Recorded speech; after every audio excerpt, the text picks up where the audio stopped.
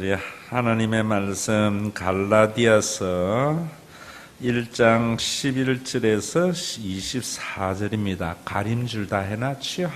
같이 읽습니다.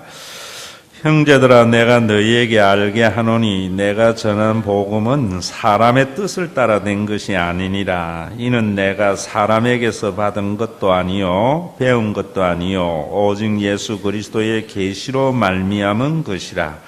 내가 이전에 유대교에 있을 때에 행한 일을 너희가 들었거니와 하나님의 교회를 심히 박해하여 멸하고 내가 내 동족 중 여러 영갑자보다 유대교를 지나치게 믿어 내 복음의 조상의 전통에 대하여 더욱 열심히 있었으나 그러나 내 어머니의 태로부터 나를 택정하시고 그의 은혜로 나를 부르신 이가 그의 아들을 이방에 전하기 위하여 그를 내 속에 나타내시기를 기뻐하셨을 때에 내가 곧 혈육과 의논하지 아니하고 또 나보다 먼저 사도된 자들을 만나려고 예루살렘으로 가지 아니하고 아라비아로 갔다가 다시 다메섹으로 돌아갔노라.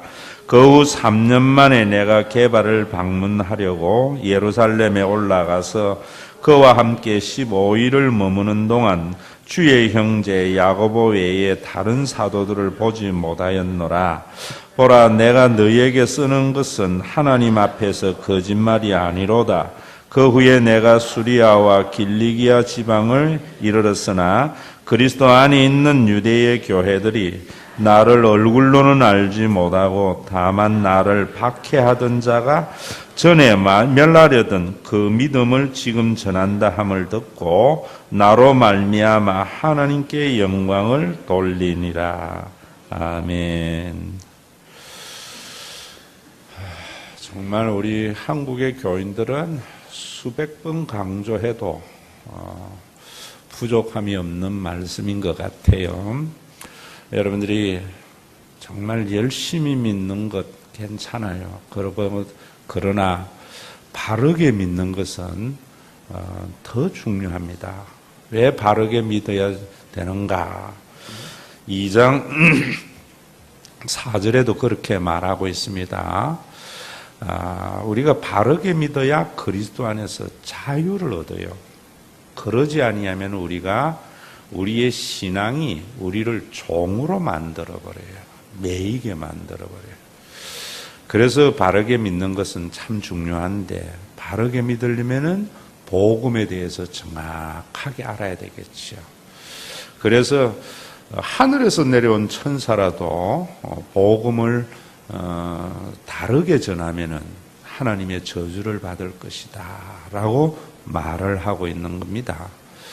오늘도 여러분들이 쭉 바울 서신 가운데에서 좀 긴 부분이지만은 사실 2장 전체의 내용을 우리가 2장까지 한번 쭉 훑어보고 그 다음에 몇 절씩 이렇게 나뉘어서 말씀을 전하려고 합니다. 왜 그런 것이 중요하냐면 첫째는 여러분들이 전체를 조망해야 오해가 일어나지 않습니다. 언제나 부분에 집착하니까 이 오해가 일어나는 겁니다.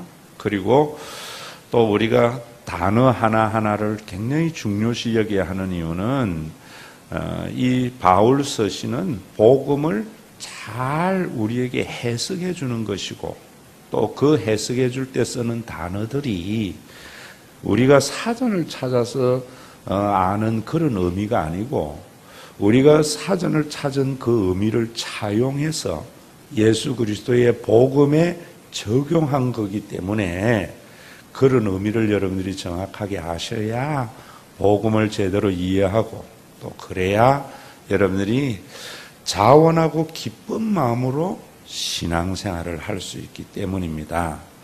오늘도 여러분 거기에 11절에 보면은 형제들아 내가 너희에게 알게 하노니 쉬운 이야기인 것 같지만은 유대인들에게는 이것은 굉장한 엄숙한 선언입니다. 너희들이 분명히 알아야 된다. 뭘 알아야 되는가?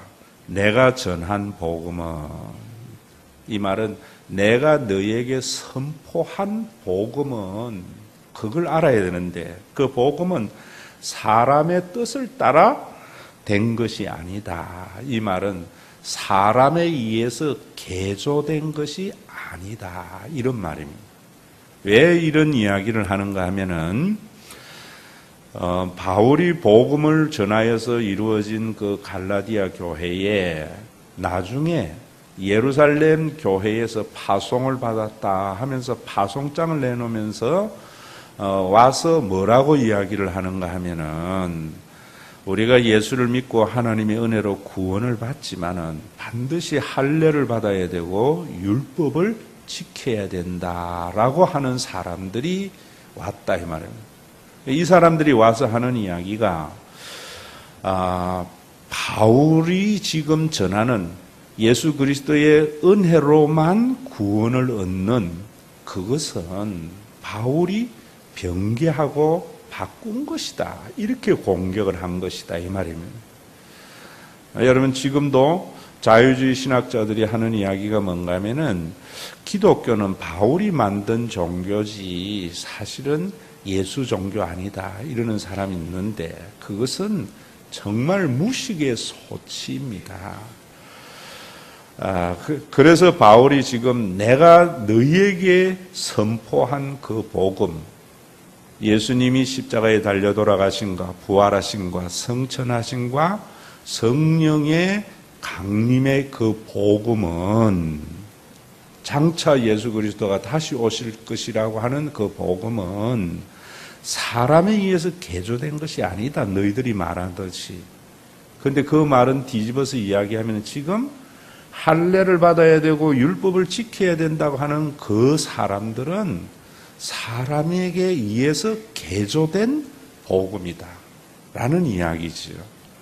왜냐하면은 2절에 말하기를 이는 내가 사람에게서 받은 것도 아니요 배운 것도 아니요. 우리가 앞에서도 우리가 이 부분 봤죠. 여기에 내가라는 말은 나도라는 말이에요. 원래 의미는 나도 사람에게서 받은 것도 아니요 배운 것도 아니다라고 하는 이유는 이 사람들이 와서 뭐라고 이야기했는가 하면은 자기들은 예수님의 12제자, 예수님을 직접 목격하였던 예수님의 그 수제자인 베드로에게 우리가 그 모든 것을 배웠고 또 지금 예루살렘 교회에는 예수님의 육신의 동생 야고보가 감독으로 있는데 그에게서 파송을 받았는데 바울은 그런 파송장과 그런 사람들에게 배운 것도 아니다.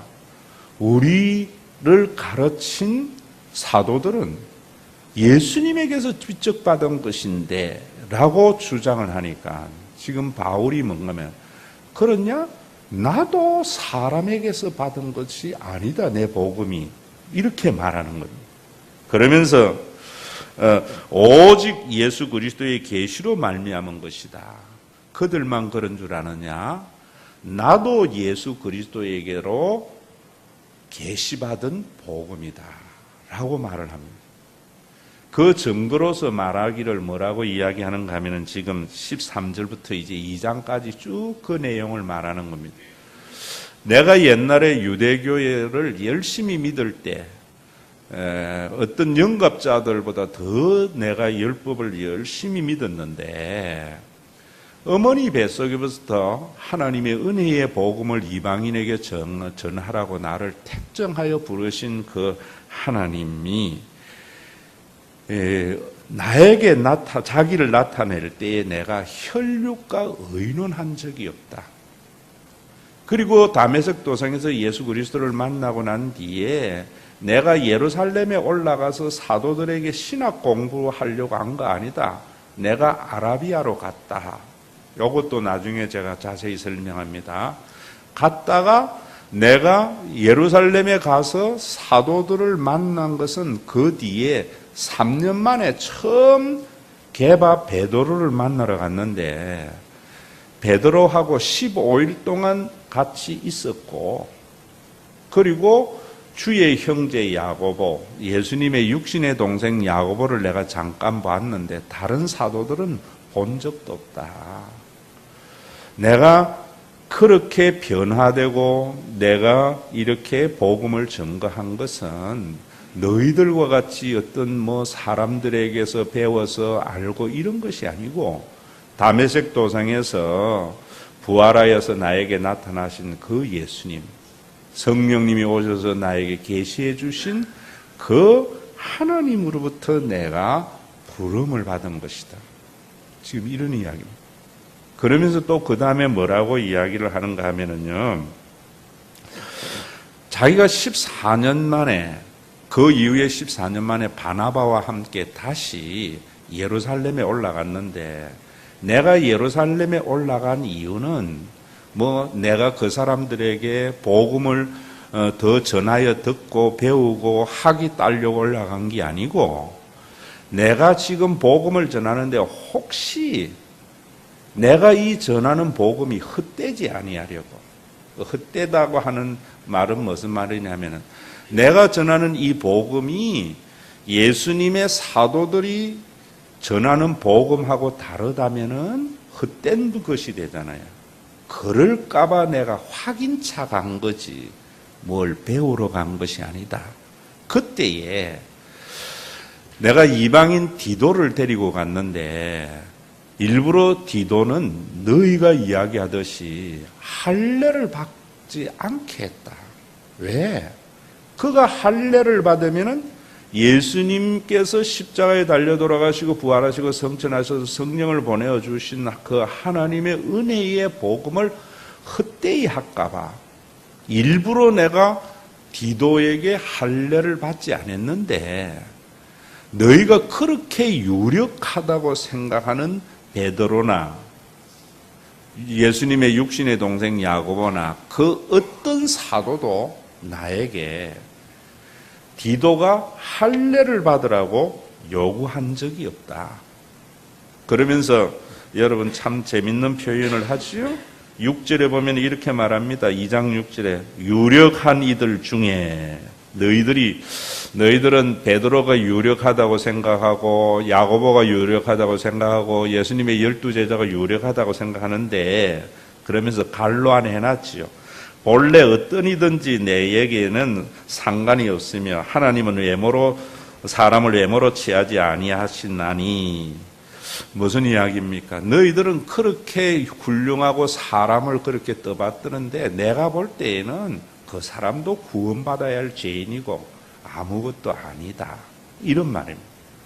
그러나 내가 너희가 유력하다고 하니까 나도 유력하다고 하는데, 너희가 그렇게 그 사람들 뺑 믿고 큰 소리 치는 그 사람들도 나에게 뭔가 조금 더 더하거나 의무를 더하여 준 것이 없다. 이런 이야기입니다. 너희들이 말하는 거하고 틀린 이야기를 하는 것이다. 라고 말을 하면서, 다만 베드로는 할례자들에게, 유대인들에게 복음을 전하기로 하고 나는 이방인들에게 복음을 전하라고 서로 이렇게 전도의 대상자들을 나눈 것밖에 없다. 그러면서 그 사람들이 나에게 부탁한 것이 있다면은 가난한 자들을 도와주는 것은 좀 잊지 말아달라. 왜냐하면 예루살렘 교회가 흉년으로 인하여 굉장히 고통을 받고 있었거든요. 그래서 예루살렘의 가난한 교인들을 위해서 선교 헌금은 꼭 해달라고 하는 이야기를 내가 들었다.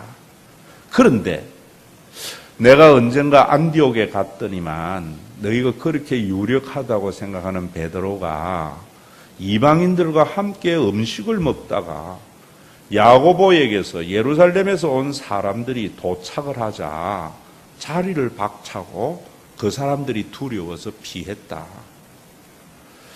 그래서 거기에 있는 많은 사람들도 또 그렇게 실족하게 되었고 바나바까지도 외식하게 되었는데 내가 베드로를 대면해서 책망까지 했다.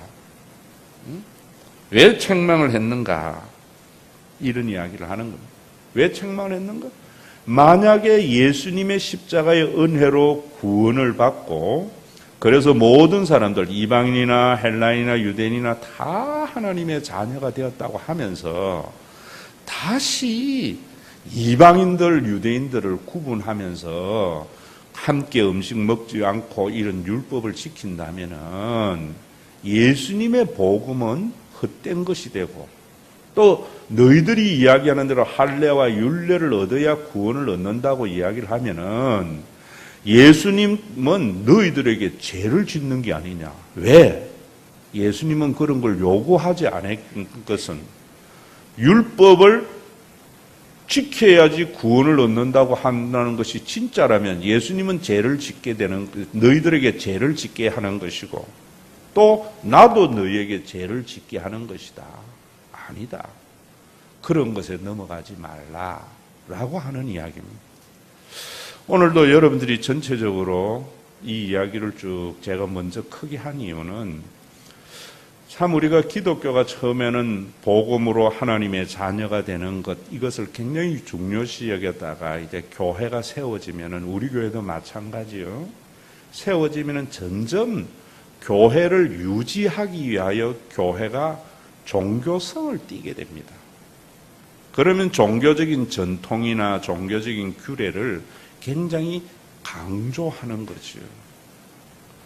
그러다 보면은 그 종교적인 전통, 종교적인 예법 속에 있는 복음의 알맹이는 비어져 버리고 형식만 남게 되는 거예요. 이걸 지금 경계한 것이고, 그것이 유대교라는 겁니다. 여러분, 이 말씀을 가지고 지금 우리 한국 교회를 여러분들이 쭉 보시면은, 얼마 전에 우리 한국 교회는 주일에는 오전 예배를 드리고, 오후에는 찬양 예배를 드리고, 수요일에는 기도회를 하고, 금요일은 철야 기도를 하고, 새벽 기도, 이것이 한국 교회의 예배의 모범에 있는 전통들이었어요. 그런데 한 가지 여러분들이 알아야 되는 것은, 왜 오전 예배를 드리고 오후 예배는 찬양 예배라고, 수요일은 수요 기도회라 그러고, 금요 철야 기도회라 그러고, 새벽 기도회라고 했는가?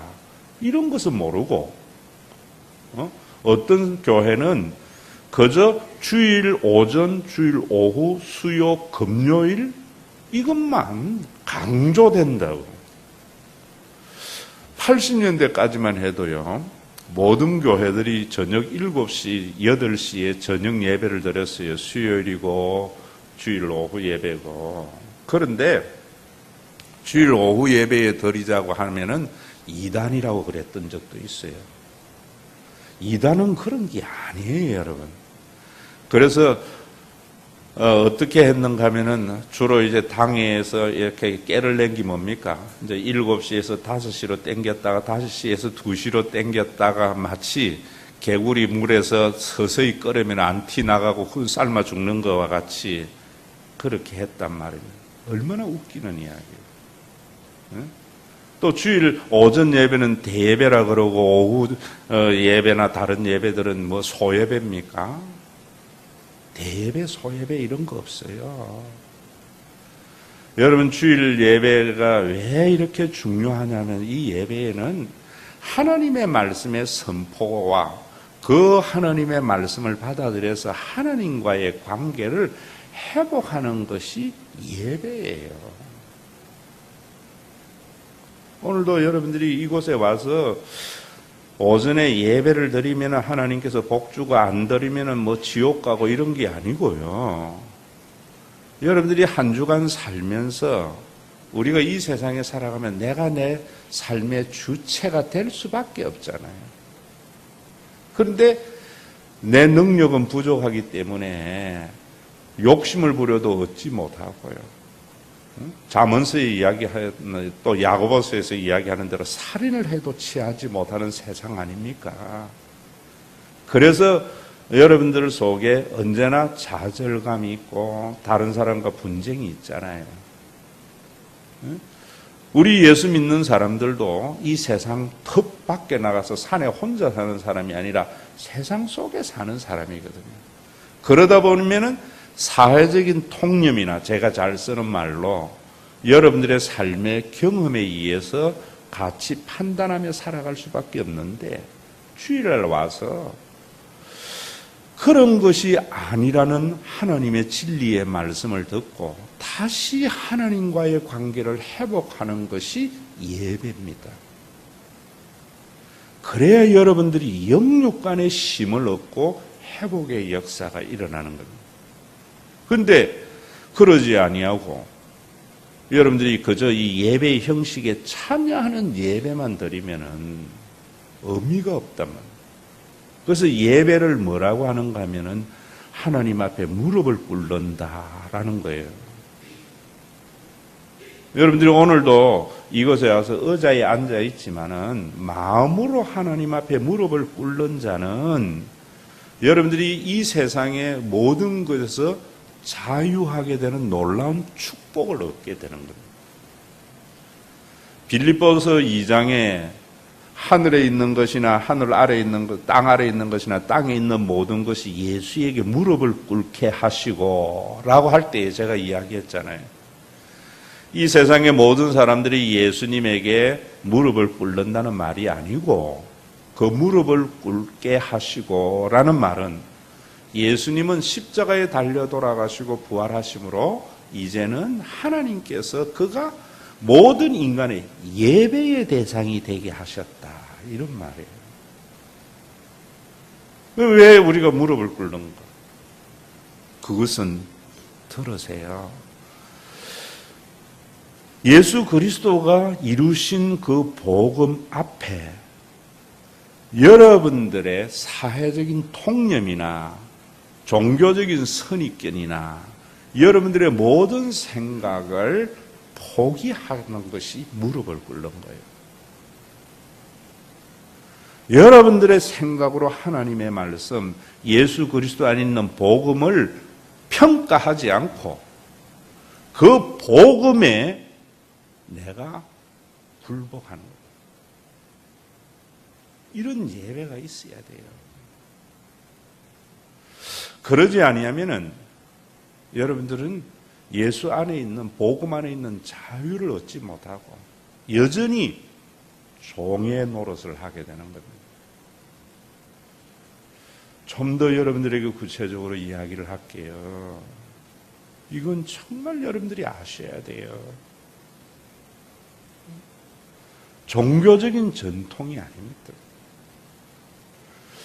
저는 설교를 이렇게 수많이 하면서 교인들이 목사님 오늘 은혜 받았습니다 라고 이야기하는 것은 대부분 교인들을 눈을 가만히 쳐다보면 목사님 오늘 내 마음에 꼭 드는 말씀 해주셨네요. 이런 말이에요. 어떻게 하나님의 말씀이 여러분들의 마음에 들겠어요? 다시 이야기하면 어떻게 여러분 학교 다니는 아이들이 엄마의 말이 마음에 들겠느냐 말입니다. 이해되세요? 자기가 이해되지 않는 부모의 말에 굴복하는 자는 인생이 좋게 예비되어져 있어요. 그런데 지 수준에서 엄마의 말을 받아들일 것인가 뱉을 것인가 평가하는 아이는요 미래가 뻔해요.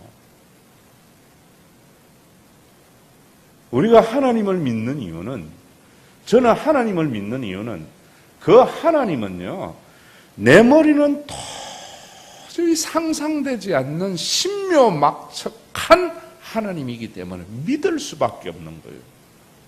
이해가 안 되는 거예요. 그런데 우리가 지금 얼마나 잘못 믿고 있습니까? 성경 잘못 보고 있는 것이에요. 죽은 자도 살리시는 그 하나님. 제가 여러분들에게 이경춘 집사 이야기 수많은 이야기들을 해줬기 때문에 다시 되풀이하지는 않을 거예요.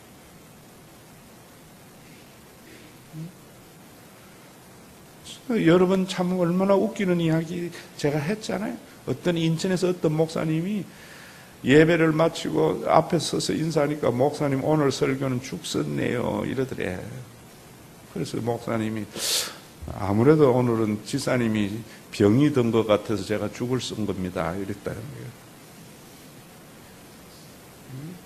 무슨 여러분 정말 여러분들의 가치 판단과 사회적인 통념을 다 하느님 말씀 앞에 내려놔 보세요. 그때부터 전혀 새로운 세계가 열려요. 그 말씀을 여러분들에게 제가 하지 않았습니까? 예수 그리스도가 이루신 복음이 뭐냐면 혈통으로나 육정으로나 사람의 뜻으로 나지 않고 하나님께로 난 자라는 말이에요. 우리 이 세상의 모든 인간들은 모든 가치 판단을 뭐로 해요? 혈연적 관계 속에서 봐요. 혈연적 관계. 인간의 정분 속에서 봐요. 그래서 내하고 고양이 같으면 좋고요. 내 자식은 어떤 짓을 해도 이쁘고요. 나하고 지역이 같으면 괜히 좋은 것 같고. 그래서 끼리끼리 뭉쳐가지고 서로 대립하는 것이 세상 아닙니까? 그래서 함께 공멸해 가잖아요. 그래서 소통이 안 되잖아요. 화합이 안 되잖아요. 그런데 예수님께서는 여러분들이 믿으나 안 믿으나 이런 놀라운 은혜가 일어났단 말이에요. 성령을 보내어 주어서 예수님께서 십자가에서 하나님과 가로막힌 담을 허물게 된 것을 믿음으로 받아들이고 또 성령을 받은 자는 하나님을 아바 아버지로 부름으로 말미암아 이제는 김씨, 박씨, 이씨 이런 구분이 없는 거예요. 경상도, 전라도 구분이 없는 거예요. 이제는 가진 자와 가지지 못한 자의 구분이 없는 거예요. 이제는 경영자와 노동자의 구분이 없어졌단 말이에요. 예수님 안에서. 그게 에베소서에서 말하잖아요. 헬라인이나 유대인이나 이방인이나 자유자나 종이나 다 주님 안에서 한 가족이 됩니다. 우리가 그런 제도와 싸우는 것이 아니고 자신이 변화되는 거예요. 성경에는 여러분 예수님 당시에도 분명히 사회에는 노예 제도가 있었지만 오네시모와 빌레몬은 노예와 주인의 관계였지만 예수님 안에서 형제가 되는 거예요.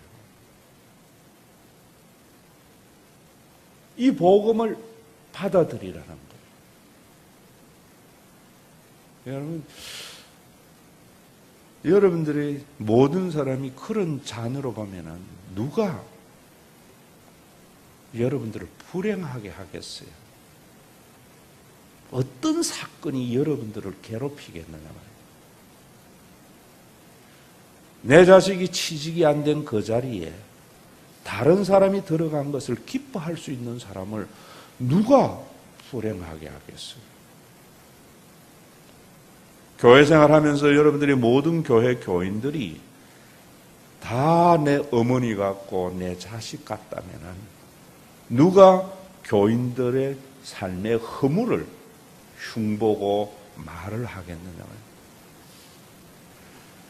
이 예수 그리스도의 진리 앞에 나의 선입견, 혈연적, 인간의 정분으로 인한, 인간의 영고로 인한 모든 것들을 딱 내려놓는 것. 거기에 내려놓겠습니다 하고 반응을 보이는 게 예배예요. 그리고 나면은 예배를 마치고 난 뒤에 정말 여러분 이 우리 시대가 얼마나 외로운 시대입니까? 한 주간 살면서 수많은 사람들의 물결 속에서 홍수 가운데 먹을 물 없듯이 누구 한 사람 없을 때 느꼈던 그 외로움이 예배에서 다 무너질 때 오후에 뭐 하게 돼요? 이걸 이루신 하나님을 찬미할 수밖에 없단 말이에요. 그래서 오후 예배가 찬양의 예배가 되는 거예요. 그렇게 서로 손잡고 찬양을 하고 우리가 세상에 나아가지만은 예수님의 재림전에서 이 세상에는 또 내가 내 삶의 주체가 될 수밖에 없기 때문에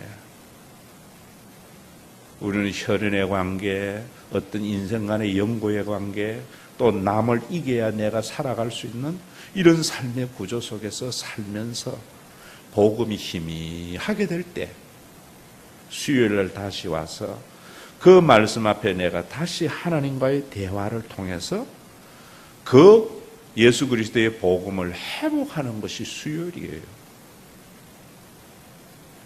그리고 금요일 날 되면은 우리가 밤새 예수님의 십자가의 죽음을 통하여 우리에게 정말 예전에는 멀리 있었던 사람, 예전에는 원수가 되었던 사람들이 다 하나가 된 것을 감사하면서 그 능력을 덧입기 위해서 기도하는 것이 금요 신약 기도회였어요. 예배가 여러분 이렇게 된 것들이 이런 것들인데 하나님의 말씀 앞에서의 반응의 예배와 찬양과 기도는 없어져 버렸고 그저 주일날은 예배드리는 날, 수요일날도 와야 되는 날 전부 이런 것만이 강조가 된다면 교회는 멋있게 굴러가겠지만 여러분들에게 자유는 없지요. 수요 예배 드려야 복 받는다는 이야기를 하면은 교회는 멋있게 굴러가겠지만 다시 여러분들의 율법의 종으로서 그리스도 안에 있는 자유가 없다. 지금 바울이 그것을 안타깝게 생각하는 거예요. 오늘도 여러분들이 정말 이곳에 와서 요람에 키스하지 마세요. 우리는 키스하면 또 부끄러워 생각. 영어의 키스는 딥 키스 있고 그냥 키스 있어요. 아이에게 해야 돼요. 우리 한국 교회가 얼마나 형식에 치우치고 종교적인 윤례와 전통을 지켜나가는 것을 보수라고 생각하기 때문에 우리 옷에 안 맞는, 몸에 안 맞는 옷을 입고 사는 거예요. 더 깊이 이야기하면 비난이 될까봐 제가 왜 그런가 하는 것도 제가 책에도 써놓고 그랬어요. 오늘도 여러분들이 이곳에 얼마나 아까운 시간입니까? 주일날 오전에 얼마나 좋은 시간입니까? 이곳에 와서 그저 자리만 더 채우고 가면은 너무나 안타까운 거죠. 정말 한번 진정한 예배자로 돌아와 보라는 거. 우리 교회에서 언젠간 제가 여러분들에게 한번 읽어드렸던 거예요. 저는 89년도에 이 글을 보고 지금도 예배에는 생명을 걸려고 하는데 그 생명에 거는 게 뭐 여러분 내 시간에서 그런 것이 아니에요. 내가 그 글을 다시 한번 여러분들에게 읽어드릴게요. 한번 여러분들이 들으시면서 나는 어떤 예배자인가? 나는 말씀에 대해서 어떤 반응을 하고 사는가? 내 찬양은 어떤 찬양인가? 돌아보세요. 우리 교인들을 데리고 제가 놀러를 이렇게 가고 이러면은 찬송가 안 부르지요? 유행가 부르지요? 동요 부르지요? 이유가 있어요, 여러분. 찬송은 구속의 은혜에 대한 반응으로 하나님께 올려드리는 거예요. 성가대 발표 아니에요. 제가 여러분들이 여러분 이야기는 안 고쳐지는데 뭐 나는 일 고칠 안 해요. 장로님의 기도는 이리 보고 하는 게 아니에요. 하나님께로 향하는 거예요. 목사님의 메시지는 내가 전하는 복음은 내 말이 아니에요. 교인들에게 하는 이야기예요. 여러분 그 찬양을 인간이 즐겁고 놀러가면서 분위기 띄우는 데 써서 안 되잖아요. 어떻게 찬송을 인간이 놀러 가는데 분위기 띄우기 위해서 찬송을 불러요? 그건 유행가 해야죠, 차라리. 여러분, 그곳에서 놀러 가면서도 찬송을 부르는 것을 경건한 교회, 경건한 목사라니까 찬양은 없는 거예요. 여러분이 글을 다시 한번 읽어 드릴게요. 강남에, 제가 그 교회 이름은 안 할게요. 강남의 큰 교회의 학생의 주보의 칼럼에 실린 글이었어요.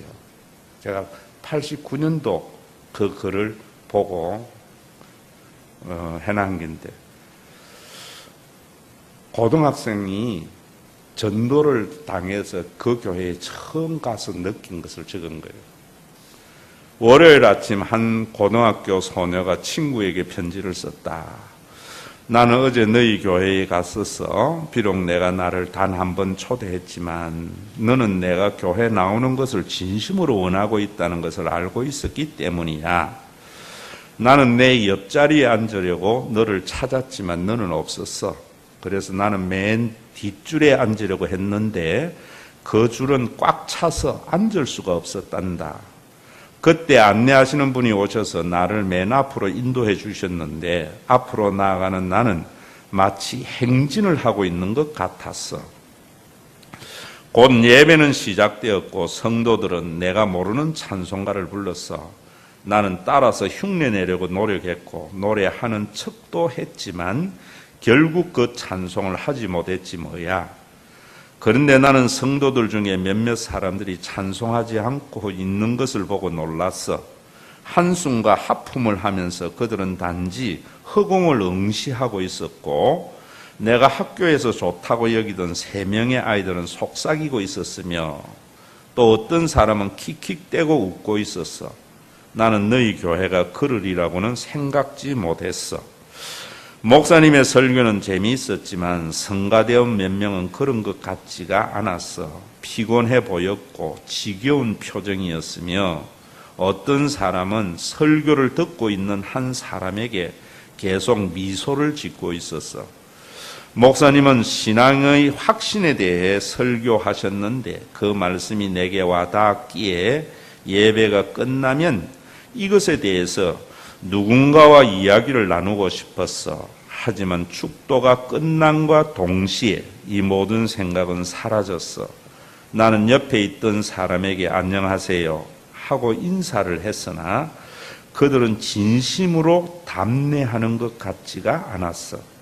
나는 그 말씀에 대해서 토론할 친구를 찾았지만 그들은 새로운 화제를 이야기하느라고 정신이 없었어.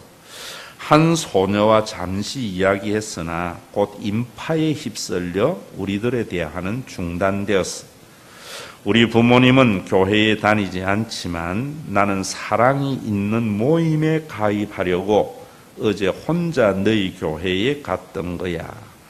그것을 떠날 때 교회 입구에 있는 게시판을 보니 사랑이 넘치는 교회에 오신 것을 진심으로 환영합니다 라고 쓰여 있었어. 그러나 나는 다시는 너희 교회에 가지 않을 거야. 미안해. 여러분, 이것이 오늘 그 강남의 한 교회의 모습 아닙니까? 이것은요, 목사님을 위한 것도 교회를 위한 것도 아니에요. 여러분들의 회복을 위한 거예요. 무슨 회복? 힘 얻어서 남 이기는 회복 아니에요. 하나님과의 관계의 회복. 잃어버린 하나님의 형상의 회복. 그래서 우리가 물질과 돈과 명예와 권세와 자신에게 매이는 자가 아니라 그런 것에서 자유한 삶. 어디에 가도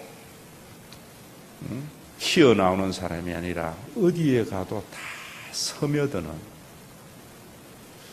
그런 놀라운 은혜의 삶, 복음 안에 있는 겁니다.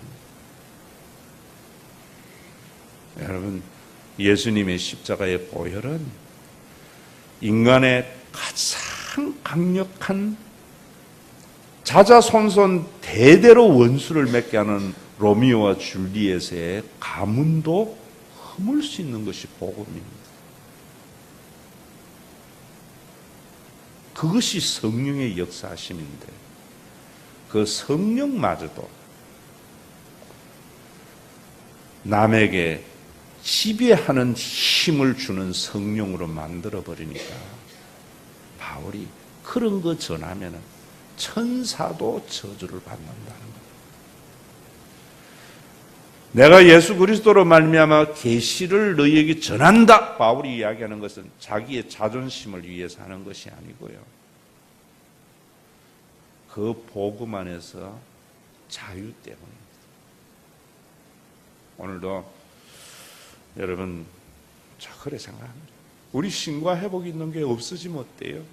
여러분이 예수 안에서 자유를 얻는다면, 여러분이 정말 사람의 삶의 원형을, 교회가 왜 존재합니까? 여러분들이 그런 삶을 살아갈 수 있도록 사단의 모든 것을 막아주기 위해서 교회가 존재하는 거죠. 교회를 위해서 여러분들이 존재하는 것이 아닙니다, 여러분. 오늘도 여러분들 그 말씀에 굴복하세요. 예수 믿고 여러분들이 이제는 김씨, 박씨, 전라도, 경상도, 동창에 따지거든. 아직 미성숙하구나.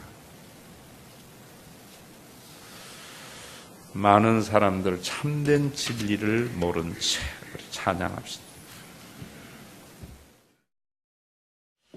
요람에게 키스하지 않고 아이에게 키스해야 되는데 참 우리 어리석은 인간들은, 또한 기득권 청자들은 자신이 누리는 기득권을 유지하기 위해서 항상 형식에 치우치고 그 형식을 보존하려고 노력하는데, 날마다 하나님 앞에 가까이 나아가는 삶, 정말 본질에 충실한 삶은 그런 형식, 그 그릇 속에 담겨있는 내용에 귀 기울이는 신앙임을 믿습니다. 오늘도 헌금이라는 형식에 우리의 삶을 하나님 앞에 굴복하는 본질을 담아서 주님 앞에 드립니다. 홀로 영광 받아주시고 우리가 주님 안에서 우리를 정말 종으로 얽어매고 있는 내 자아나 또 물질이나 내 감정이나 권력이나 그 모든 것에서 자유하게 되어져 어디에 어떤 환경에 있더라도 불행하지 않고 어떤 사람들과도 다투지 않고 어떤 사람들 속에서도 스며들 수 있는 이런 아름다운 그리스도인의 삶을 한 걸음 한 걸음 나아갈 수 있는 우리 모두가 될 수 있도록 예물 속에 하나님 은혜 베풀어 주시고, 또 이 예물이 우리를 담고 있는 이 교회라는 그릇을 든든히 세워져 감으로 말미암아 어떤 사단의 유혹, 또 어떤 사탄의 아버지는 바람에도 교회가 큰 방축이 되어져 성도들 한 사람 한 사람을 보호해 나가서 하늘의 평강을 누리는 복된 신앙생활이 되게 하여 주시옵소서. 우리를 사단의 권세에서 피로 값주고 사서 하나님의 자녀 삼으신 우리 주 예수 그리스도의 이름으로 기도드리옵나이다. 아멘. 김씨, 이씨, 박씨, 경상도, 전라도, 일본, 한국 서로 뭉쳐서 싸우는 세상 속에 십자가의 보혈의 피로 그 모든 가로막힌 담을 허물어버리고 성령을 보내어 주어서 김씨도 박씨도 이씨도 하나님의 자녀 삼게 하시고, 전라도, 경상도, 한국 사람, 일본 사람, 중국 사람도 다 하나님의 한 자녀됨으로 소통과 화합의 아름다운 하나님의 나라를 이 땅에 이루신 우리 주 예수 그리스도의 무한하신 은혜와 하나님 아버지의 지극하신 사랑하심과 우리 가운데 내주하여서 하나님의 참된 자녀가 되도록 하나님을 아바 아버지라 부르게 하시는 성령님의 감동과 위로와 교통과 충만하심이 종교적인 형식을 사수하는 것이 보수가 아니요 형식 속에 있는 내용을 사수하고 생명을 거는 것이 참된 보수임을 알아서 오늘도 다른 복음을 전하면 천사라도 저주를 받는 줄 알아서 김씨, 이씨, 박씨로 나뉘어져서 슬퍼하고 애통하던 우리들이 이제는 그리스도 안에서 남이 나보다 잘 되는 것을 보며 즐거워하는 주의 귀한 백성들의 생애 위에 그리스도로 피로 값주고 사신 교회 위에 이제로부터 영원토록 항상 함께 계실지어다.